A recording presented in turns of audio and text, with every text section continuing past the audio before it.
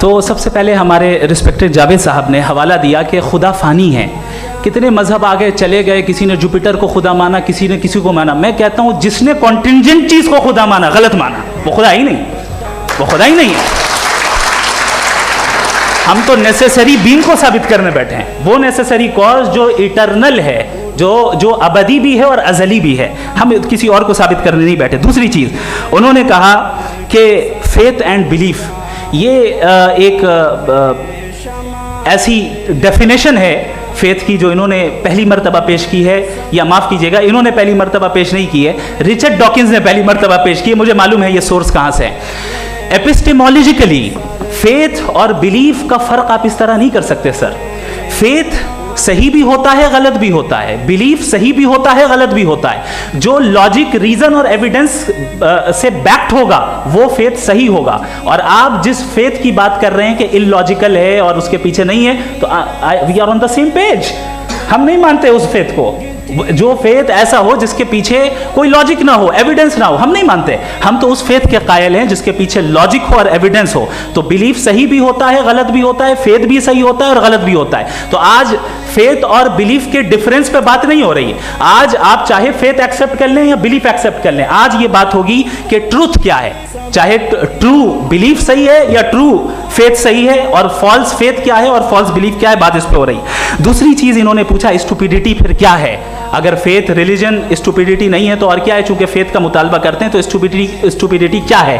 میں کہتا ہوں اسٹوپیڈیٹی ایتھزم ہے. اس کی وجہ یہ ہے کہ آپ ایک سڑک پہ جا رہے ہوں اور آپ کسی گارڈن میں جائیں اور دیکھیں وہاں لکھا ہے پھولوں کے ساتھ I love Javed Akhtar, and I really do, I love you sir.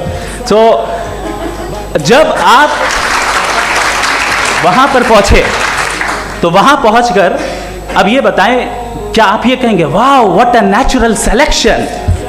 یہ کیا نیچرل سلیکشن ہے؟ نہیں, یہ پریسائزلی ڈیزائنڈ ہے, اس کے پیچھے ڈیزائنر ہے.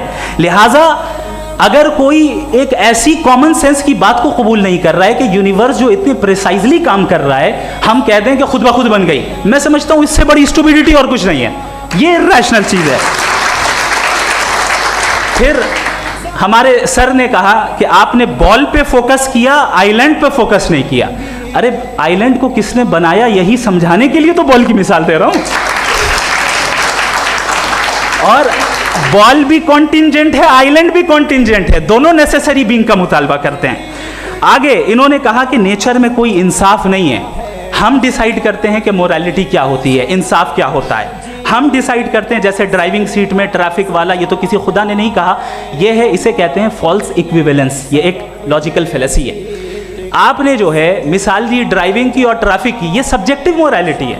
آپ سبجیکٹو موریلٹی کو مثال بنا کر آبجیکٹو موریلٹی کے اوپر نہیں تھوپ سکتے. انصاف کی آبجیکٹو موریلٹی. اگر آپ یہ کہتے ہیں کہ نیچر میں انصاف نہیں ہے تو انصاف کا نہ ہونا یہ نیچرل ہوا, تو پھر نیچر کو نیچر رہنے دے, کیوں ہم اتنا اسٹرائیو کر رہے ہیں دنیا میں انصاف لانے کے لیے؟